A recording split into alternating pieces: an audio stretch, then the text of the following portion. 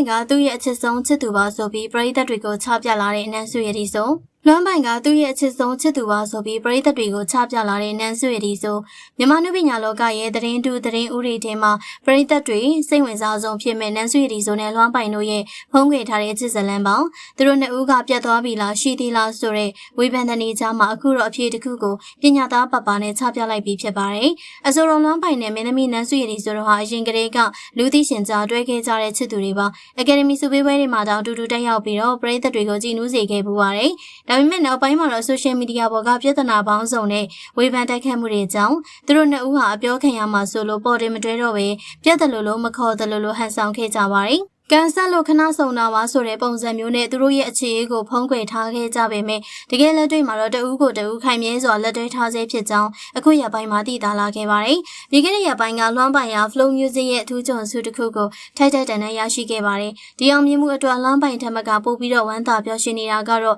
ချစ်သူဖြစ်တဲ့နန်းစုရည်ဆိုပါပဲ။နန်းစုဟာလွမ်းပိုင်ဆူရရှိတဲ့အပေါ်သူမရဲ့လူမှုကွန်ရက်ကနေတဆင့်ပရိသတ်တွေအင်အားသွားလောက်မဲ့ post မျိုးကိုတင်ခဲ့ပါတယ်။လွမ်းပိုင်ဟာသူမအတွက်အချစ်ဆုံးနဲ့အဆုံးစွန်ထိလက်တွဲမဲ့သူဖြစ်ကြောင်းသူရဲ့အောင်မြင်မှုအတွက်အတိုင်းမသိဂုဏ်ယူကြောင်းပညာသားပပနဲ့ရေးသားကဂုဏ်ပြုခဲ့ပါတယ်။ဒါဟာသူတို့နှစ်ဦးကြားကအခြေအေးဟာခိုင်မြဲနေစေဖြစ်ပြီးလွမ်းမိုင်ကသူမရဲ့အဆုံးသက်ချစ်သူဖြစ်ကြောင်းပရိသတ်တွေကိုတရားဝင်ချပြလိုက်တာပဲဖြစ်ပါတယ်။နောက်ထပ်စိတ်ဝင်စားစရာကောင်းတဲ့မြင်ကွင်းတစ်ခုကတော့မြန်မာနိုင်ငံရုပ်ရှင်စီးရုံးကပြုလုပ်တဲ့ပွဲတစ်ခုမှာသူတို့နှစ်ဦးအတူတူရှိနေခဲ့တာပါ။အဲ့ဒီပွဲမှာနန်းစုနဲ့လွမ်းပိုင်တို့ဟာအပြိုင်ဆိုင်ဖူးစာဆိုတဲ့သချင်းလေးကိုဇုံတွဲတီးဆိုခဲ့ကြပါတယ်။သချင်းဆိုနေချိန်မှာတယောက်ကိုတယောက်ကြည့်တဲ့အကြည့်တွေအပေးအယူတွေကသူတို့ဟာဖုံးကွယ်ထားတဲ့ဇုံတွဲဆိုတာထက်ပိုပြီးတော့သိသာစေခဲ့ပါတယ်။ပရိသတ်တွေကတော့ဒီမြင်ကွင်းကိုကြည့်ပြီးဒါကသူတို့ရဲ့မင်္ဂလာအကျိုးပွဲလေးလားလို့တောင်ထင်ကြေးပေးခဲ့ကြပါတယ်။အခုဆိုရင်တော့နန်းစုရည်ဆိုနဲ့လွမ်းပိုင်တို့ဟာမကြခင်မှာပဲကြီးကျယ်ခမ်းနားတဲ့မင်္ဂလာပွဲကြီးကိုကျင်းပတော့မယ်လို့သိရပါတယ်။သူတို့နှစ်ဦးကလက်ထပ်ပြီးအတူတူနေထိုင်ဖို့အတွက်